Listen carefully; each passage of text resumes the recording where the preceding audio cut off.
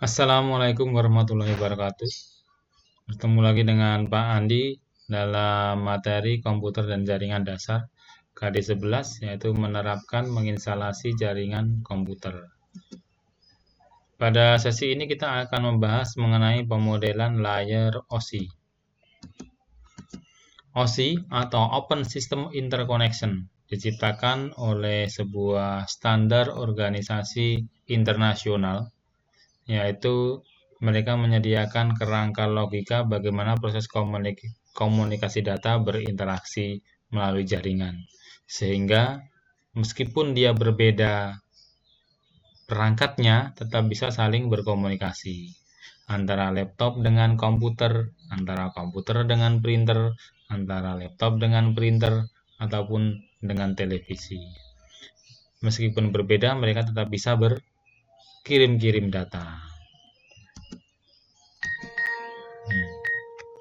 Jika masing-masing perusahaan, semisal ada komputer A, komputer B, komputer C. Nah, komputer A bikin komputer dengan arsitektur tersendiri untuk pengiriman datanya. Metodenya metode dia sendiri. Sedangkan komputer B punya metode lagi.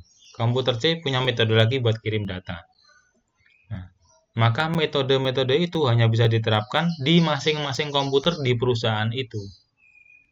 Jadi komputer A ya hanya bisa berhubungan dengan komputer A karena metodenya sama dengan yang digunakan di komputer A. Sedangkan komputer B mempunyai metode pengiriman yang lain. Ini tidak bisa digabungkan dengan komputer A.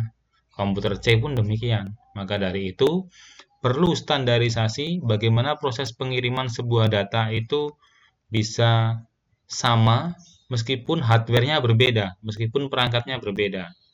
Ini yang disebut dengan arsitektur komunikasi, atau dikenal dengan nama Open System Interconnection, OSI, Open System Interconnection. Jadi membuka koneksi sistem yang seluas-luasnya, baik itu perangkat dari perusahaan A, perusahaan B, perusahaan C, D, E, dan sebagainya, supaya bisa saling terhubung. Jadi komputer itu bisa terhubung dengan vendor yang berbeda. Orang mung komputer karo komputer sekolah perusahaan atau ya saka perusahaan B iso terhubung, saka laptop ya iso, saka printer ya iso, nganggo Bluetooth ya iso, nganggo WiFi ya bisa.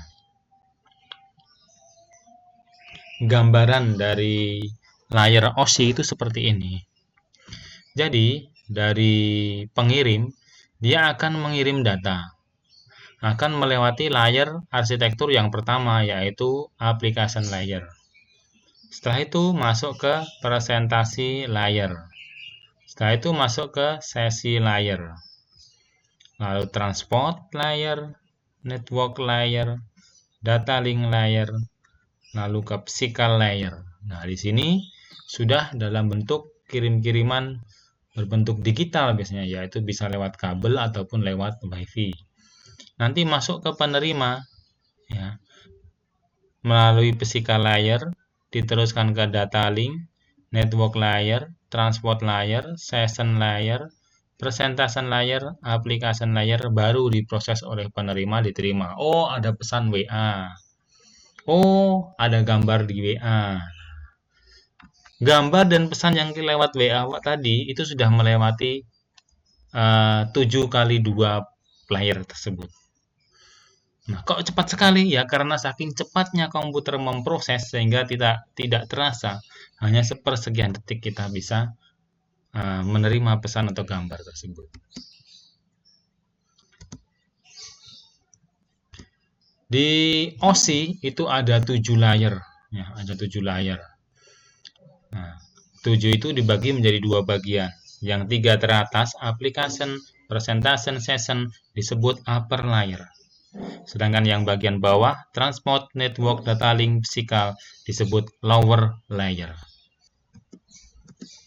Untuk teknisi atau network engineering, mereka lebih berfokus pada bagian lower layer, karena lower layer merupakan jalur yang menghubungkan dari perangkat satu ke perangkat yang lain.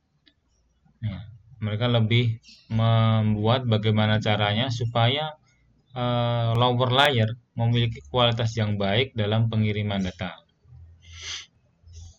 karena perbedaan dari perangkat yang dihubungkan antar komputer, ya, baik sudah sesuai dengan standar ISO ataupun belum sesuai standar ISO yang diterapkan, tapi karena ada kualitas yang berbeda, maka jika tidak disamakan akan menimbulkan modularity di antara perangkat-perangkat tersebut. Modularity sendiri mengacu kepada pertukaran dari protokol di level tertentu supaya tidak mengganggu ke level yang lain. Sebagai contoh, komunikasi antar perangkat hardware vendor yang berbeda, kalau mempunyai arsitektur yang berbeda, maka bisa berbeda pula aturan yang diterapkan. Sebagai contoh, ilustrasinya seperti pada gambar di samping, ya. Ada seorang kurir, ya, kurir kiriman paket. Ini modularity yang terjadi pada level transportasi, ya, di umum, ya. Anggap saja di umum ada 3 level, yaitu kuning, hijau, dan merah. Seperti digambarkan pada gambar, ada kuning, hijau, dan merah. Yang mana kurir dia akan mengirimkan sebuah paket ke Toronto. Jadi ada pesawat yang terbang mengirim paket ke Toronto.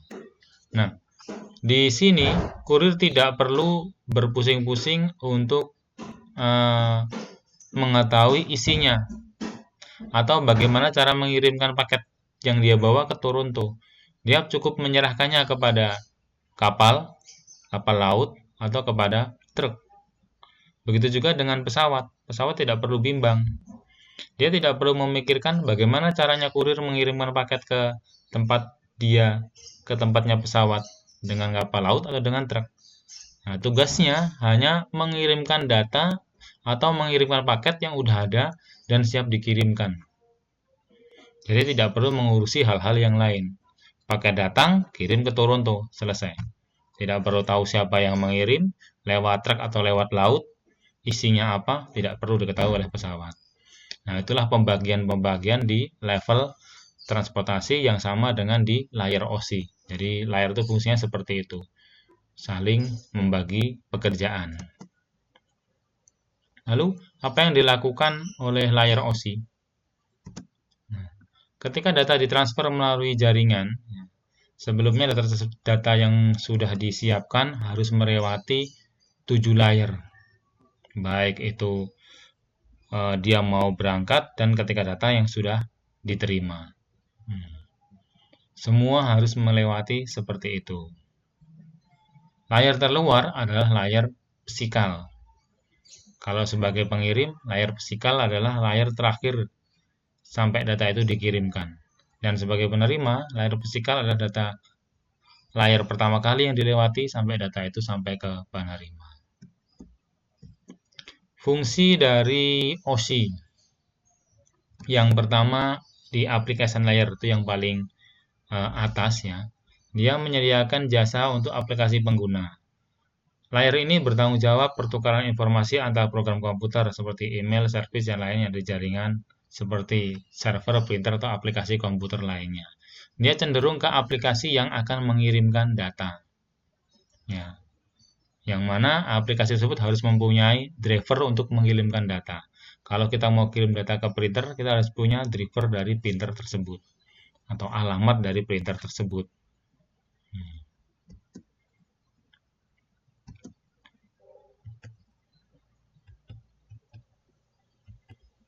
Selanjutnya, presentation layer. Dia bertugas bagaimana data dikonversi atau diformat untuk pengiriman. Jadi pengemasan data. Kompresi data. Itu tugasnya presentasi. Kalau di kehidupan, dia tugasnya mempacking. Supaya data itu aman di packing. Atau di enkripsi.